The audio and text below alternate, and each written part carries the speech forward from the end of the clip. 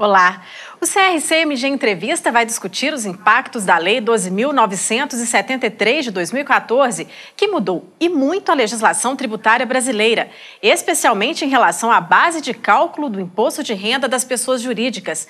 Entre as principais mudanças, o fim do regime tributário de transição, o RTT, a criação do ELALUR, que passa a ser obrigatório para todas as pessoas jurídicas e empresas contribuintes do imposto de renda com base no lucro real, e os novos critérios de apuração de vários impostos, como PIS, COFINS e CSLL. Como o assunto é bastante amplo, vamos abordá-los em 2 edições do CRC-MG Entrevista. Nos 2 programas, iremos apresentar os aspectos mais relevantes trazidos pela lei. Para falar sobre o tema, os nossos convidados são Filemon Augusto Assunção de Oliveira, contador, especialista em gestão financeira, professor e membro do Grupo de Trabalho Tributário do CRC-MG.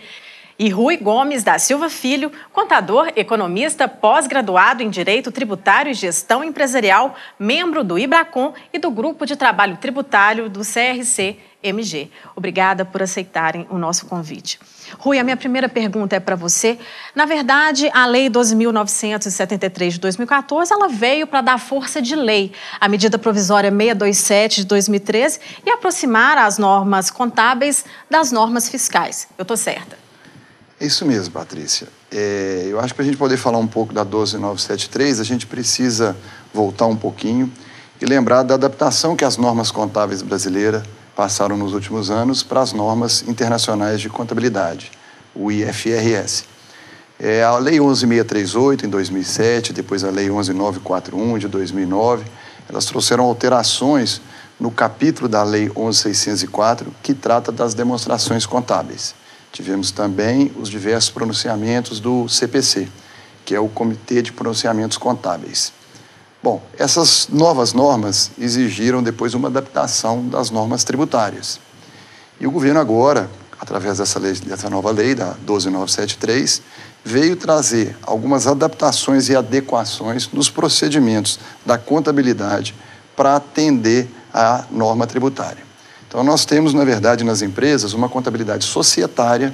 Essa contabilidade societária segue as normas contábeis e o fisco tem algumas regras que servem para a legislação tributária, sobretudo em relação ao imposto de renda das pessoas jurídicas do lucro real. Com essa lei, nós, além de algumas novidades de legislação tributária em si, nós temos algumas adaptações de procedimentos contábeis e registros contábeis para adequar uma norma à outra. Agora, a lei também deu fim ao RTT e criou o ELALUR, para as pessoas jurídicas e empresas contribuintes do imposto de renda com base no lucro real. Explica para a gente o que é o ELALUR e o que ele demonstra. Patrícia, o ELALUR nada mais é do que a versão eletrônica do LALUR, O LALUR, que é o livro de apuração do lucro real. Como a gente falou anteriormente, a gente tem alguns procedimentos, alguns registros na contabilidade que precisam ser adequados para a base de cálculo do imposto de renda e da contribuição social das empresas tributadas pelo lucro real. Algumas despesas que não vão ser dedutíveis, que precisam ser adicionadas, algumas receitas que precisam ser excluídas. Então, esse livro de apuração do lucro real, que sempre existiu, mas ele antigamente era escriturado ou manualmente ou através de planilhas, de sistemas próprios, ele agora foi incluído dentro do sistema SPED. Então, ele, como é LALUR, ele está incorporado à SF, que é a escrituração contábil fiscal, que veio substituir a DIPJ. Então, é como se fosse um módulo dentro da SF.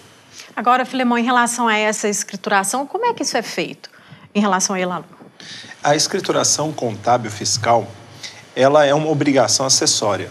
É um arquivo eletrônico onde vai conter todas as informações que foram base para o imposto de renda e para a contribuição social sobre o lucro líquido. É importante dizer que a escrituração contábil fiscal ela é segregada em blocos. Então, tem diversas informações. Por exemplo, nós temos um bloco que vai tratar especificamente da escrituração contábil tradicional, a comum. Nós temos um outro bloco que vai tratar dos ajustes efetuados a essa escrituração. São os saldos históricos. Nós temos dentro dessa escrituração um bloco que é o bloco do ELALUR. que está lá justamente para definir o que foi adicionado, o que foi excluído e o que eventualmente vai ser também base de cálculo futura para o imposto de renda, que são chamados dos tributos diferidos ou ajustes posteriores ao tributo. Agora, Filemon, há uma diferença entre o formato anual e o formato trimestral, né? Explica melhor isso para a gente. Na verdade, a diferença não está nos registros. Os registros e os ajustes sempre serão os mesmos. A diferença está em que o anual, eu faço um ajuste anual do imposto. A apuração do tributo, ela não é num período trimestral.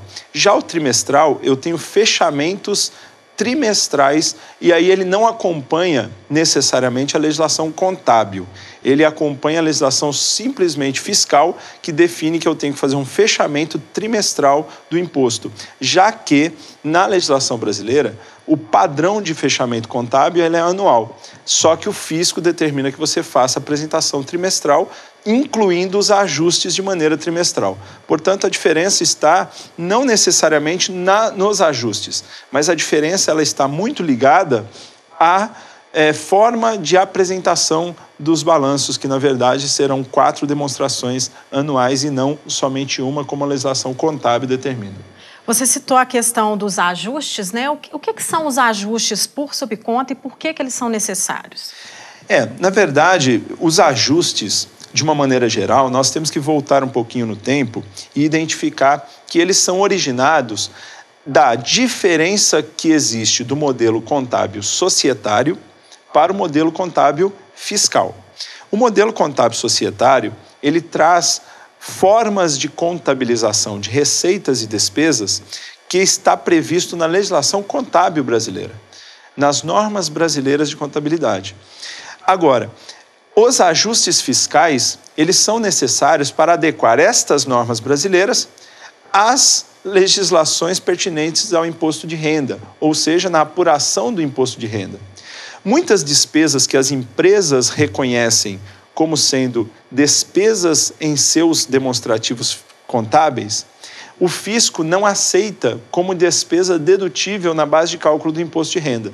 Quando isso acontece, há um pequeno ajuste, que é uma adição, ou pode ser também o efeito contrário, gerando uma exclusão na base de cálculo. Hoje, todos os ajustes que vão influenciar no imposto de renda, eles vão ter que ser feitos agora em subcontas na contabilidade. A Lei 12.973, ela traz pelo menos 30 vezes a palavra subconta, justamente para trazer que todos os ajustes que influenciarão no imposto de renda, seja no presente ou seja em apurações futuras, ele vai ser necessariamente influenciado pela subconta. Ele vai ter que trazer uma subconta para fazer a sua escrituração. Rui, uma outra novidade também, além da questão das subcontas, né, que a gente pode citar aí, é que o Elalur terá a parte A e a parte B, não é isso?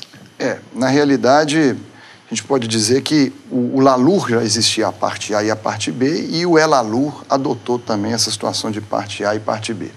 A parte A do Lalur e do Elalur é onde são feitos os ajustes do resultado contábil, isso que o Filemon falou, resultado que foi apurado com base na legislação societária, comercial, e a base de cálculo do tributo, do imposto de renda e da contribuição, que é o lucro fiscal ou prejuízo fiscal, lucro real ou prejuízo fiscal.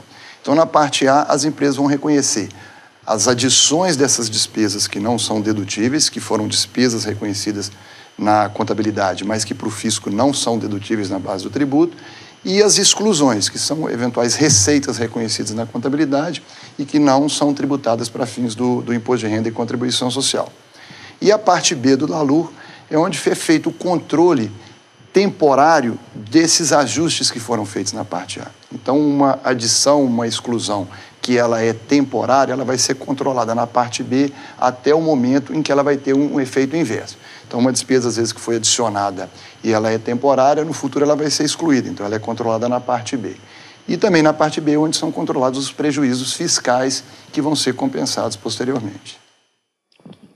Vamos interromper um pouquinho a nossa discussão. No próximo bloco, as adequações necessárias para se enquadrar na lei de forma correta e muito mais. Até já!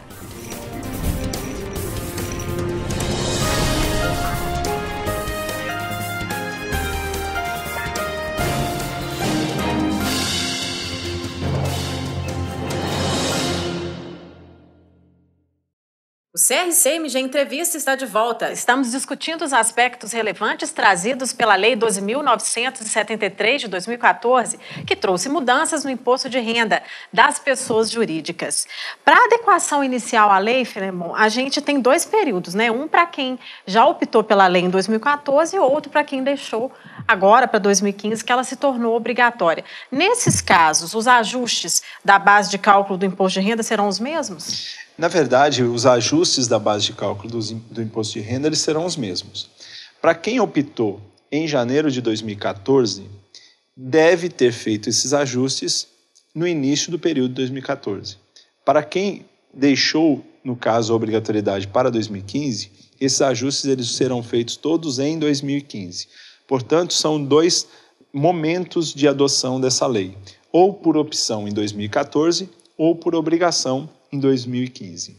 E aí, nesses casos, qual o primeiro passo que deve ser dado pelo profissional da contabilidade? Por onde ele deve começar?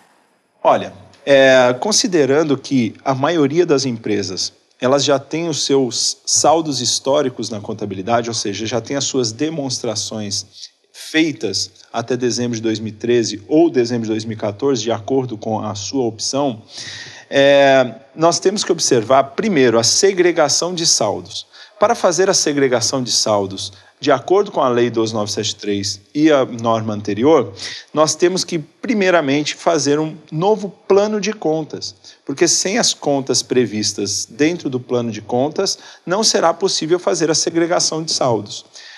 Nesses planos de contas, inclusive, já incluindo as subcontas que terão saldos de ajuste do imposto de renda. Portanto, o primeiro passo é fazer uma avaliação criteriosa e minuciosa da necessidade de adequação no plano de contas. O segundo momento é realizar o que nós chamamos de revisão de saldos históricos, ou seja, você adaptar as contas que você tem historicamente na segregação de saldos e separar elas nas subcontas, distribuindo esses saldos, o que é definitivo e o que é temporário. Terceiro, depois, claro, de adaptar o plano de contas, de adaptar esses saldos, é realizar também o que nós chamamos de readequação no critério de contabilização, ou seja, adequar os critérios de escrita para a forma que vai ser para o cumprimento da Lei 12.973. Então, na verdade, nós temos aí 3 passos que são fundamentais. O primeiro, plano de contas. O segundo, revisão de saldos. E o terceiro, adequação nos critérios de contabilização e mensuração na escrita. Agora, Rui, além disso, quando houver transição do regime tributário do lucro presumido para o lucro real ou vice-versa, qual o cuidado que os profissionais da contabilidade devem ter? Olha, eu acho que a gente tem que dividir em 2 aspectos esses cuidados. O primeiro, especificamente mais na questão tributária, a gente tem que lembrar que as empresas optantes pelo lucro presumido, elas têm a opção de fazer a tributação dos seus receitas com base no regime de caixa, ou seja, com base no recebimento das receitas. As empresas tributadas pelo lucro real, obrigatoriamente, devem tributar as suas receitas com base no regime de competência. Então, quando uma empresa que está no lucro presumido vai migrar para o lucro real, o contador tem que ter o cuidado de verificar se existe alguma receita que ela já oferiu, algum faturamento já emitido, mas não recebido, que ela não tinha oferecido ainda a tributação, porque nesse mês de dezembro da transição ela deverá oferecer a tributação. O inverso também tem que ter um cuidado, porque muitas vezes ela está no lucro real e está tributando as receitas pelo regime de competência. E ao mudar para o lucro presumido, ela vai passar a tributar pelo recebimento, pelo regime de caixa. Ela vai ter receitas de períodos anteriores que já foram faturadas, reconhecidas e tributadas, que no momento do recebimento elas não devem ser tributadas. Então ele precisa ter esse tipo de controle. E mais especificamente em questão de procedimento contábil, as empresas tributadas pelo lucro presumido, muitas vezes o contador ainda não fez toda essa adaptação que o Filemon acabou de dizer. A questão de adaptação de plano de contas, de subcontas e etc. Então, no momento em que ela fizer essa transição, o contador tem que ter o cuidado de fazer toda essa adaptação que vai poder ocorrer, de repente, desse exercício para o próximo, de 16 para 17. Então, ela tem que ter essa atenção também nos registros contábeis. Filemon, outro assunto também que merece destaque é a questão das fusões, cisões e corporações, que são operações muito comuns no meio empresarial, né? Em relação a isso, qual o tratamento que a lei dá para esse tipo de operação? Essas operações que nós classificamos como eventos especiais ou situações especiais, né, no caso de extinção, fusão, incorporação e cisão, nestes casos, especificamente, não houve uma alteração relevante com a Lei 12.973. Os critérios de aproveitamento de créditos continuam os mesmos, os critérios de eventuais débitos que serão repassados às futuras empresas também continuam os mesmos. O que o contador ele tem que tomar cuidado é que os saldos remanescentes desse tipo de operação, que são saldos que vão influenciar historicamente ou que vão influenciar futuramente, eles devem ser controlados em subcontas. Somente isso que deve ser feito no questão de 12.973. O restante dos critérios de aproveitamento, o que eu posso aproveitar, o limite de aproveitamento, todas as outras questões tributárias que envolvam os eventos especiais, eles continuam com as mesmas regras. Vamos para mais um rápido intervalo, a gente volta já.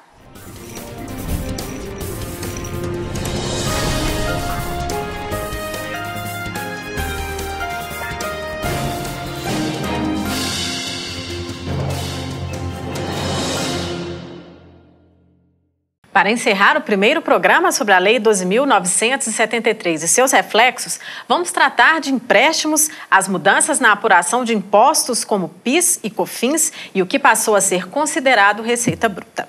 Rui, com a lei houve uma ampliação, do conceito de Receita Bruta. O que mudou?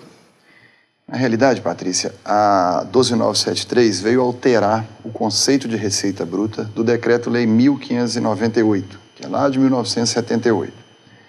Essa modificação, ela trouxe uma maior, podemos dizer assim, uma maior clareza, uma maior transparência, uma uniformidade do conceito de receita para fins tributários e, de fato, a gente teve uma ampliação. No inciso 4 do artigo 12, nós temos agora o conceito da universalidade da receita, ou seja, todas as receitas das atividades das empresas são consideradas receita brutas para fins de tributação. Então, um exemplo é o caso da receita de locação. Anteriormente, nós tínhamos, claro, que receitas de prestação de serviço e receita de venda de mercadoria compunham as receitas das empresas que seriam tributadas. Como a locação não é nenhuma receita de serviço, porque ela não caracteriza uma prestação de serviço, e nenhuma receita de venda, poderia haver algum questionamento quanto à inclusão dela na base de cálculo tributário. E agora, isso dá uma maior segurança jurídica para o fisco. Filemon, agora outra mudança também que merece destaque é a apuração de alguns tributos, como PIS e COFINS. O que a lei alterou em relação aos impostos? Ela deu mais segurança, continuando o conceito da receita, ela deu mais segurança justamente na questão de fiscalização da receita bruta.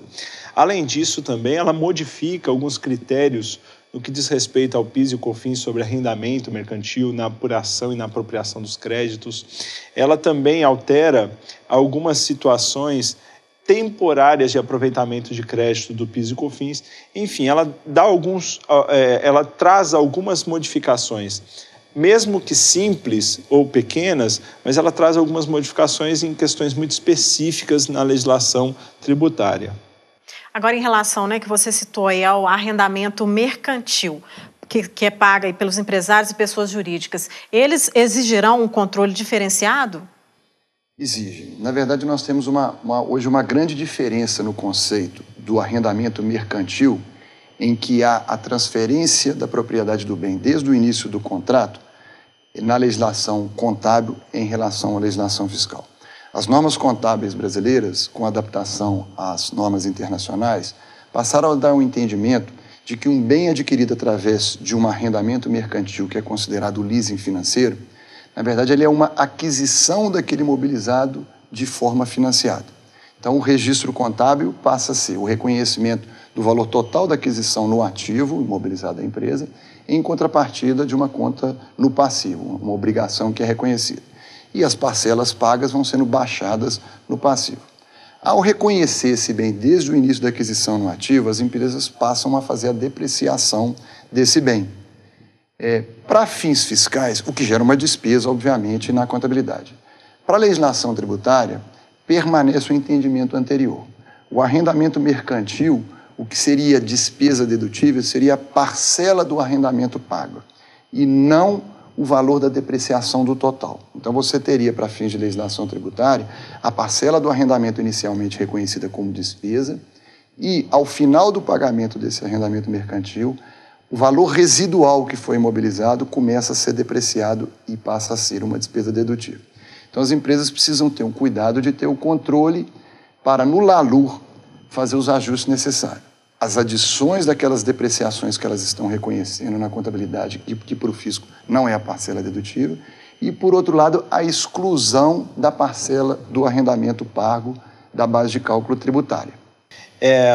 Complementando o que o Rui acabou de trazer, na verdade nós temos também uma outra diferença com relação a PIS e COFINS, que o PIS e COFINS, antes da Lei 12.973, eles eram utilizados os créditos oriundos do arrendamento mercantil baseado na contraprestação, quando, na verdade, agora ele traz o conceito de tempo de utilização do bem, ou seja, os créditos serão apropriados de acordo com a utilização do bem.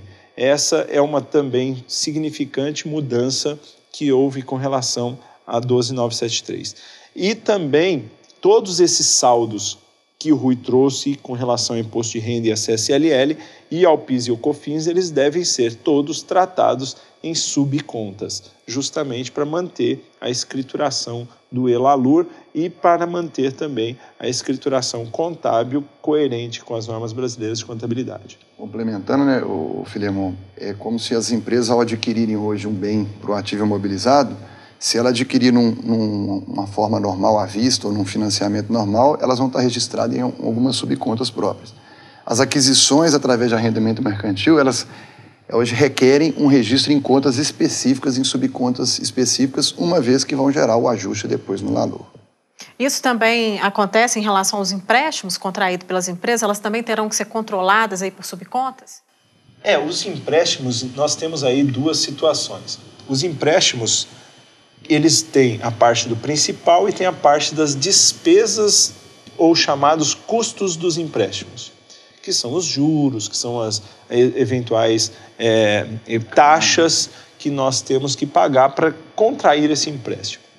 É importante que a principal mudança é que os custos dos empréstimos, eles não servirão de custo agregado para fins de dedução do imposto quando este empréstimo tiver algo ligado a ele. Por exemplo, se eu adquirir um veículo através de um empréstimo, através de um financiamento, o valor do veículo ele vai ser o valor do meu imobilizado. Os juros ou qualquer outra coisa oriundo dessa operação, ele não vai integrar o custo do veículo.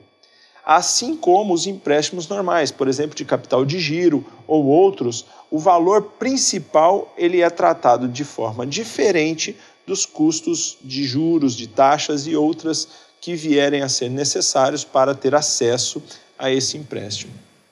Muito obrigada pela participação de vocês aqui nesse primeiro programa. Daqui a pouco a gente continua essa discussão. O CRCMG Entrevista termina aqui, mas o nosso debate sobre a Lei 12.973 ainda não acabou. Na próxima edição do programa, vamos continuar falando de outros aspectos importantes da lei. Não deixe de acompanhar. Eu espero você.